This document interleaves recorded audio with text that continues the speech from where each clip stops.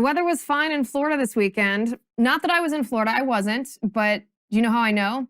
It was skies were not a cloud in the sky, blue skies, clear, no storms, no weather disturbances whatsoever, and yet Southwest Airlines blamed almost 2,000 flight cancellations on bad weather and air traffic control. Funny, really funny how no other airlines were impacted by this mysterious weather, this mysterious bad weather that did not exist, and yet grounded almost 2,000 Southwest flights. That's because even the FAA, by the way, contradicted the airline. The FAA said, no, there were no weather events that would cause any kind of disruption to air traffic. Well, that's because Southwest appears to be lying. Southwest, the corporation, I should say, appears to be lying because rumor has it, it's a little bit bigger than a rumor at this point, isn't it? Pilots of Southwest Airlines staged a sick out. They all refused to go to work, or a lot of them refused to go to work in order to protest the vaccine mandates. The vaccine mandates that were handed down by Joe Biden administration that said that any company with over 100 employees must coerce their employees to receive the COVID-19 vaccine or else face termination. Well, the pilots at Southwest said, you're not going to tell us what to do. We are going to take back our freedom. Ladies and gents, my friends, this is perhaps the first glimmer of hope that I have felt during this whole COVID debacle since the very beginning of this pandemic. I have been waiting, I have been urging, I have been calling on people, I have been praying for people in a position of power to rise up, to refuse to comply to these vaccine mandates, because I have said time and time again, politicians are never going to give us back our freedom, never. Once they have taken it away, they want to keep it for themselves. They want to keep that power for themselves. The only way that we, the people, are going to regain that power, which has been stolen from us by the government, is if we refuse to comply, if we take it back. So make no mistake, what's happening with Southwest Airlines right now, it's not bad weather. That's so absurd. It's not poor planning, which is what the Southwest Pilots Union claims it is. No. My friends, this is a strike. And we know this because a Southwest pilot, who must remain anonymous, of course, for obvious reasons, confirms it. I'm Liz Wheeler. Welcome to The Liz Wheeler Show.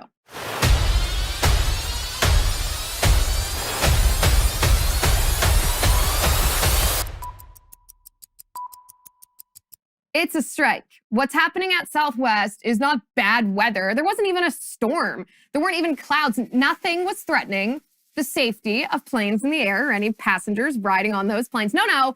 This was a strike about vaccine mandates. A pilot from Southwest sent an email to a very reputable independent journalist, and we're going to talk about that. I'm going to show you exactly what this pilot says in just 1 second. But first, let me talk to you about Public Goods. In fact, this episode is brought to you by Public Goods, the one-stop shop for sustainable, high-quality, everyday essentials made from clean ingredients at an affordable price. Everything from coffee to toilet paper to shampoo to pet food, Public Goods is your new everything store, thoughtfully designed for the conscious consumer like me. Rather than buying from a bunch of single product brands, Public Goods members can buy all of their premium essentials in one place with one beautiful, streamlined aesthetic. Also, one of my favorite products, chocolate covered almonds, super tasty, highly recommend. They ethically source and obsessively develop each of their products to be free of unhealthy ingredients and harmful additives that are still so common on drug and grocery store shelves. They use a membership model to keep costs low and pass on even more savings to their customers. Best of all, you can make your first purchase with no obligation. Join hundreds of thousands of others who've switched to their new everything store. And I worked out an awesome deal just for you, just for my listeners. Receive $15 off your first Public Goods order with no minimum purchase. That's right. They're so confident that you will absolutely love their products like I do. They're giving you $15 to spend on your first purchase. Just go to publicgoods.com/Liz or use code Liz at checkout. That is publicgoods.com/Liz to receive $15 off your first order. Do it. It's great. Highly recommend. Okay. So the Southwest Pilots Union has denied that what is happening, this 2,000 flights being canceled and hundreds more flights delayed. The Pilots Union says that this is not a strike. They said this is not a strike, this is poor planning. However, Alex Berenson, my good friend, independent journalist, he's been exposing the truth about COVID-19 and the vaccines and Big Pharma for decades about Big Pharma, and obviously the last 2 years about COVID. He received an email from a pilot at Southwest who they underwent rigorous confirmation to verify who this person was, to make sure that this person was in fact who they said that they were, a pilot at Southwest, passed the veracity test. And this is what Alex Berenson writes about the email from the pilot. He says, essentially, The union cannot organize. By the way, let me even back up myself for a second. What I'm about to read you is Alex Berenson's words, and he's paraphrasing the email directly from the pilot who needed it to be paraphrased, obviously for anonymity. So this is Berenson. Essentially, the union cannot organize or even acknowledge the sick out because doing so would make it an illegal job action. Years ago, Southwest and its pilots had a rough negotiation, and the union would not even let the pilots internally discuss the possibility of working to rule, which would have slowed Southwest to a crawl. But at the moment, the pilots don't even have to talk to each other about what they're doing. The anger internally, not just among pilots, but other Southwest workers, is enormous. The tough prior negotiations notwithstanding, Southwest has a history of decent labor relations, and workers believe the company should stand up for them against the mandate. Telling pilots in particular to comply or face termination has backfired. Meanwhile, Southwest has more flexibility than it has acknowledged. Federal contracts represent about 3% of its revenue. But even the Biden administration cannot, I repeat, cannot alter existing contracts. Please note, Berenson says, I have not checked this, though it seems reasonable. Southwest is only at risk of losing future contracts. So Berenson concludes, this pilot believes that the fact that the airline received $25 billion in no strings attached cash for payroll support last year, as well as another $25 billion in loans, has made them particularly reluctant to stand up to the Biden administration. Southwest's CEO, Gary Kelly, may be in an especially tough spot since he's the head of the airline lobbying group, end quote. So that leaves it, of course, then to the pilots to take action the way that they're taking action, to stage this sick out. It is a sick out. It certainly is a sick out. In other words, it's an unofficial strike here because their union won't stand up for them. And the CEO of Southwest already received government money. So if this, by the way, just a little tangential point here, if this is not a lesson in why you don't receive no strings attached government money, then I don't know what is. Because there is no such thing as no strings attached government money. When the government gives you money, you will be beholden to the government and they will call in their favor. They will expect you to comply. They will expect you to be their kept person. And that's maybe what Southwest CEO is dealing with right now. So thank goodness for the pilots. Here's the other thing. Joe Biden's vaccine mandates, the obviously unconstitutional, obviously illegal OSHA mandate that uses the emergency temporary standard to claim that all businesses with over 100 employees must coerce their employees to be vaccinated, using, by the way, private industry as the enforcer. Did you know that this isn't actually even a mandate? No, we all assumed that this would come in the form of an executive order, illegal or unconstitutional though it might be. No. There's not even an executive order from Joe Biden. Nothing. This was just an announcement. He just literally got on and live streamed online on Facebook to the American people, on the airwaves, on cable news. This one amounts to essentially a press release. It's nothing. It's literally nothing. As I said, this is the first spark of hope that I have felt since COVID began, because to be honest, I have felt a little bit discouraged because I keep thinking over the past year and a half, I keep thinking, well, surely this is a red line. When children are forced to wear masks, surely that's a red line. When vaccinated people are told that they still can't do X, Y, and Z, surely this is a red line. Surely it's a red line when Fauci has been caught lying to us time and time again. Surely, everything that we have been told that hasn't been true, that the infection fatality rate, the ICUs overflowing in hospitals, all of these things that just didn't come to fruition. Surely the American people at some point, when their businesses are closed down, they're not allowed to go to church. They're told they can't even get together for holidays. They're not allowed to be with their parents as they're dying in the hospital. Surely each and every one of these things will be a red line and people will say, stop, enough. But it hasn't. There've certainly been some people who have been, for lack of a better word, red-pilled. There have been more people who are pushing back against the government, but there hasn't been this mass lack of compliance that's necessary to tell the government and to tell government bureaucrats that we will not comply. It hasn't happened. But this is the only way to do it. Southwest, this should be a vanguard for the rest of the company. The only way, how do we get rid of vaccine mandates? 3 words: do not comply. We can fight these mandates in court, and we should. We can fight these mandates at the ballot box, and we obviously should.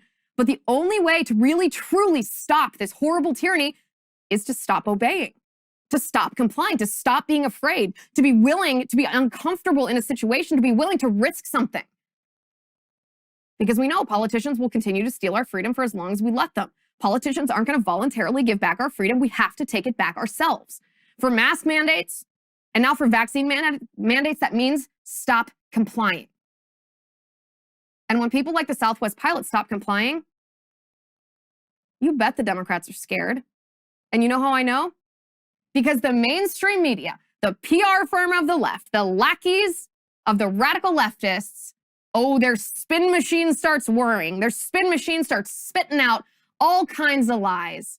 I mean, the mainstream media is supposed to be made up of journalists, right? Journalists are supposed to look for the truth. They're supposed to report the facts. They're supposed to uncover lies, expose corruption. But what do the mainstream media talking heads do in the face of this Southwest strike?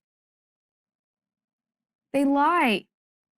They echo the lies from Southwest itself. It's weather, they say. It's air traffic control, they say. It's poor planning, they say. It's what it's not, they tell you. What it's absolutely, positively, definitely not is a strike. What it's not about, obviously, is a vaccine mandate, because Southwest pilots would never do that to the public, they say. They'd never put other people in danger, blah, blah, blah, blah, blah, blah, blah, blah. The mainstream media is lying. And that's how we know the Democrats are scared, and they should be, because this is the only way to take back our freedom. The only way to end vaccine mandates is to refuse to comply when you're in a position of influence and power, and ask the entire economy is affected, but ask every single person on every single one of that 2,000 and counting Southwest flights that were canceled. That hurts when your flight's canceled. You're in a position of power if you have the power to stop that amount of air travel. Thank you to the Southwest pilots. We absolutely support this strike. The mainstream media, though, this is what they do. The mainstream media lies. They lie to cover the tails of the Democrats. I mean, we saw that this past weekend, too. The Department of Justice announced that they're not going to charge the police officer who shot Jacob Blake. You remember the Jacob Blake story. The mainstream media played a huge part in perpetuating this lie. I call it a Black Lives Matter lie, because it fomented incredible hatred against police officers, which led to more homicides of Black people. Kenosha, Wisconsin, literally burned after this happened. Remember the story of Jacob Blake. Jacob Blake was reported. There was a 911 call where a woman said that Jacob Blake had stolen her keys. Jacob Blake had a warrant for his arrest, so police officers came to address the situation. Jacob Blake resisted arrest. He resisted arrest. He had a knife in his vehicle. He tried to get the knife.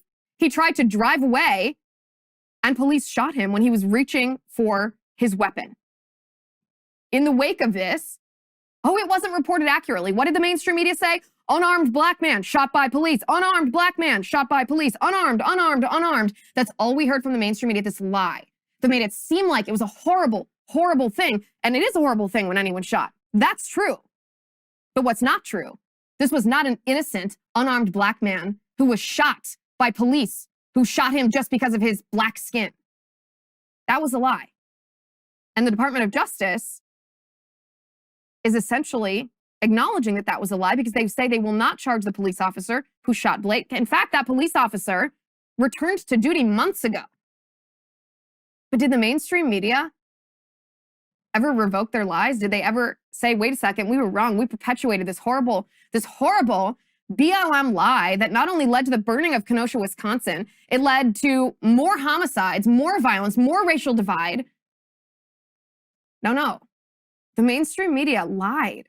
They lied to protect Democrats, because Democrats want the Black Lives Matter narrative to be true. They want it to be true, and they want it to continue, because that kind of anger, that kind of divide, that kind of racist narrative actually helps the Democrats achieve their agenda.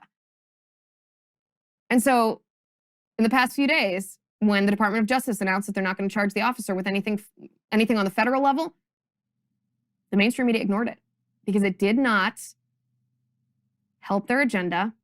It exposed their lies. The double standard from the mainstream media is absolutely shocking, because the mainstream media still treats Jacob Blake like he was a hero, versus a man who was harassing a woman, trying to steal her car, putting his children, who were in the car when he tried to escape, when he was resisting arrest, when he grabbed for his knife. His children were in that vehicle. He put them in danger. What a horrible, horrible, awful father.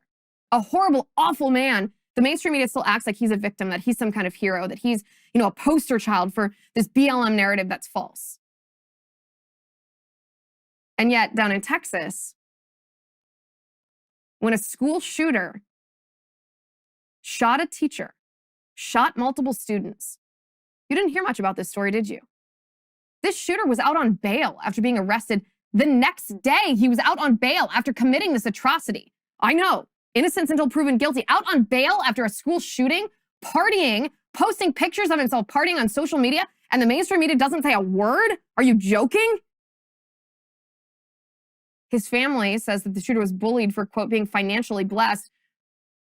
But early reports say that perhaps this young man was a drug dealer. Maybe the deal went bad. So what if he were white? What if this shooter were white? What would happen then?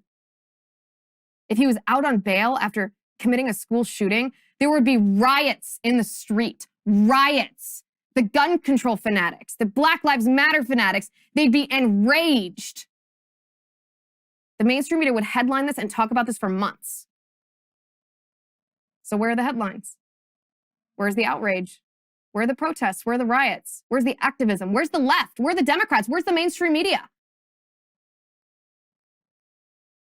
Completely absent, because it doesn't fit their narrative. This is what the mainstream media does. They lie and they spin and they cheat and they bury in order to protect the radical leftist ideology. It's horrifying.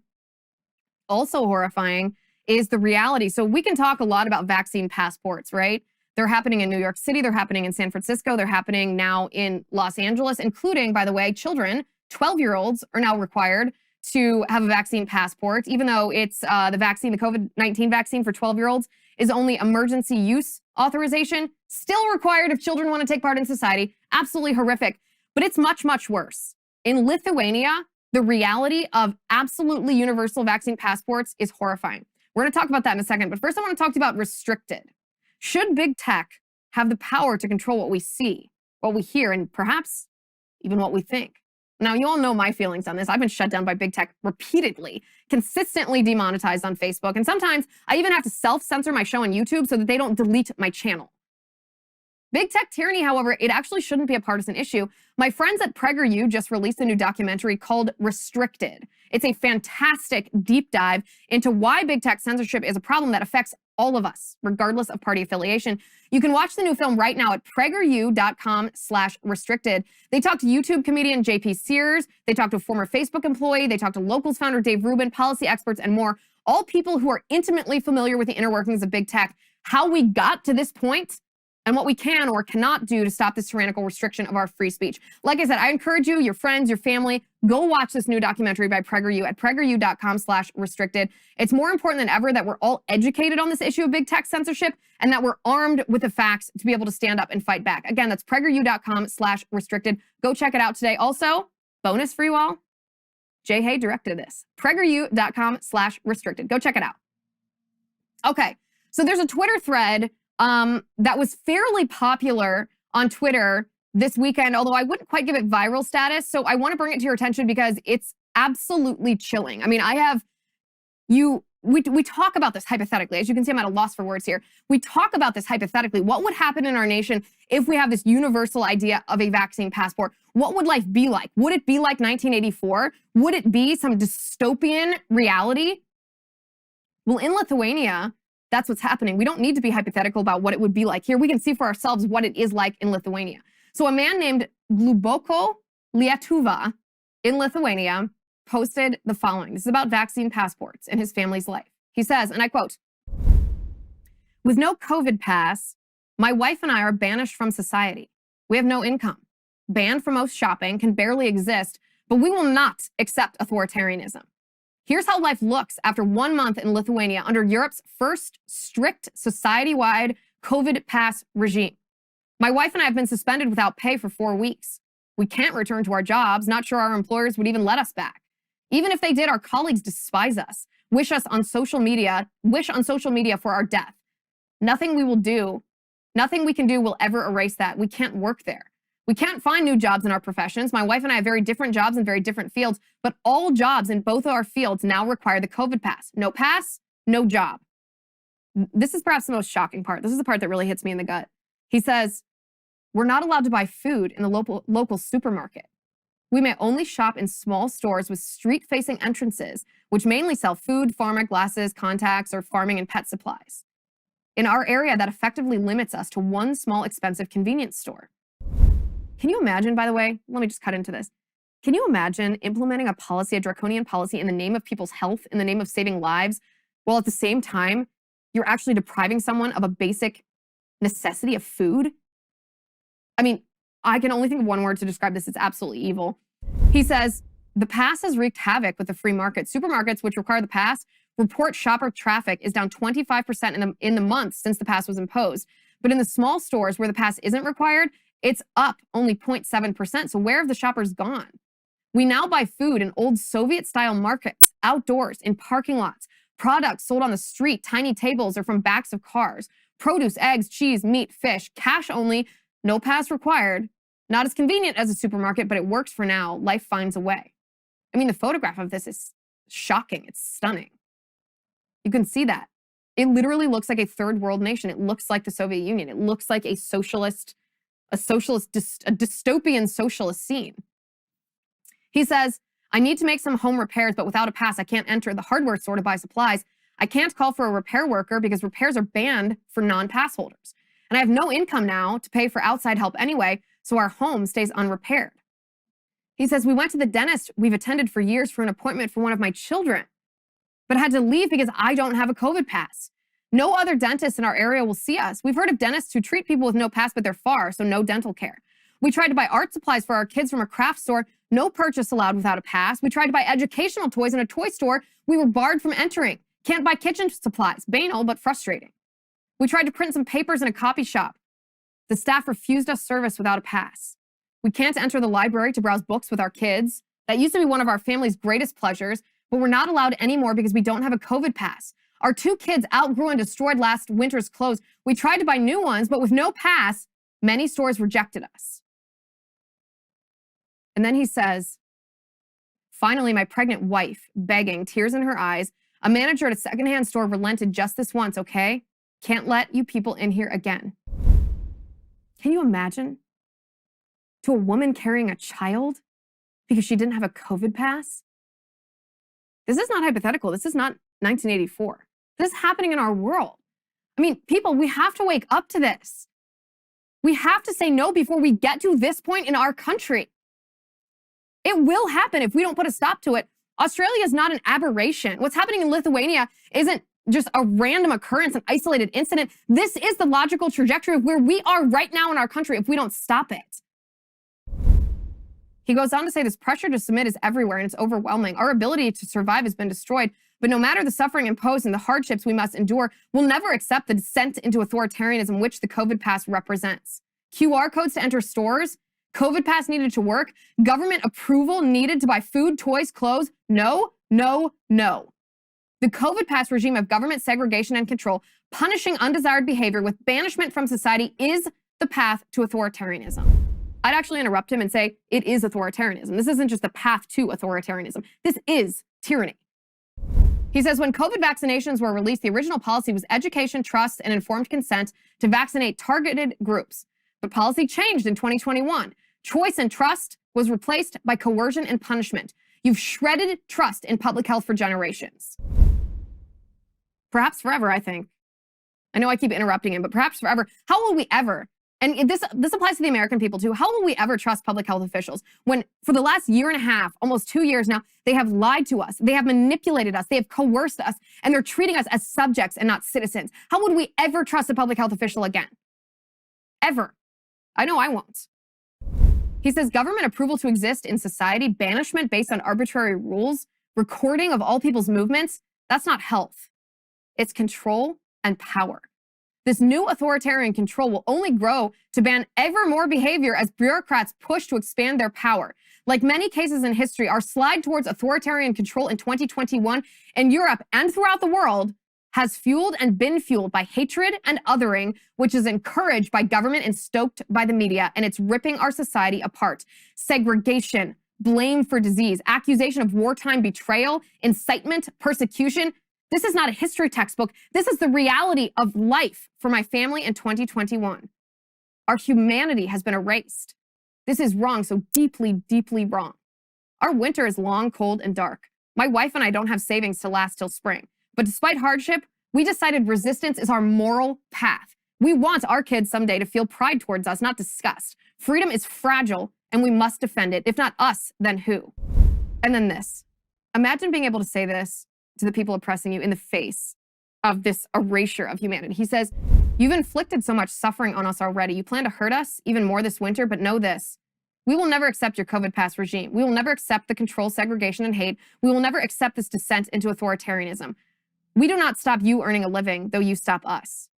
We do not ban you from buying food and clothing, though you ban us. We do not hate you, though you hate us. We do not banish you, though you banish us. We do not wish death upon you, though you wish death upon us. And when the time comes, as it inevitably will, when you too are banished by the ever-increasing arbitrary rules of the new authoritarianism, we will fight for your rights, just as we fight now for ours, because we are all equal. And we all have equal rights to exist in equal society. In Lithuania, the COVID pass is already a reality, but other countries around the world are very quickly moving down the same paths. Lithuania's COVID pass regime is a harbinger of what will happen everywhere if enough people don't unite in principled opposition. Freedom is fragile. It must be defended. And that's the end of it. I reached out to him and I asked him if there was something that we could do, if we could send him and his wife, his pregnant wife, his children, if we could send him money, if we could send him food, if we could send him clothing, if we could send him necessities to fix his house, if we could do anything to help them survive, because they are the few. They're doing what we all should be doing. They don't hate their oppressors, they forgive them. I mean, if that doesn't hit you in the gut, if that isn't the most Christ-like behavior to turn the other cheek, I don't know what it is. This is why I felt hope when the Southwest pilots called this strike, because we need people like this to be able to risk something, to stand up to authoritarianism, because once our freedoms are taken away from us, we can't get them back. We can't. Unless people like this, like you and like me, stand up against this authoritarianism. Speaking of Christians, though, there are some Christians who are actually justifying the use of fetal cell lines. The COVID-19 vaccine was tested against fetal cell lines, and they're justifying this use. And I want to address that because it's very important not to justify this. And I want to talk about why in just a second. But first, this fall, I'm headed to college campuses across America in partnership with my friends at the Young America's Foundation. I'm so excited about this. At these events, I'll be able to talk directly with you and your peers about the issues that affect all of our lives. Plus, I'll be taking questions live. YAF, as you know, is the master of these campus events. They've been hosting speakers on campuses for literally decades. I am thrilled to be working with YAF to come visit your school. So today, I ask you, if you want to see me on your campus, please put in a request to host an event with me on your school's campus this fall. And if you want me on your campus, you got to put this request in today because the spots are filling up pretty fast.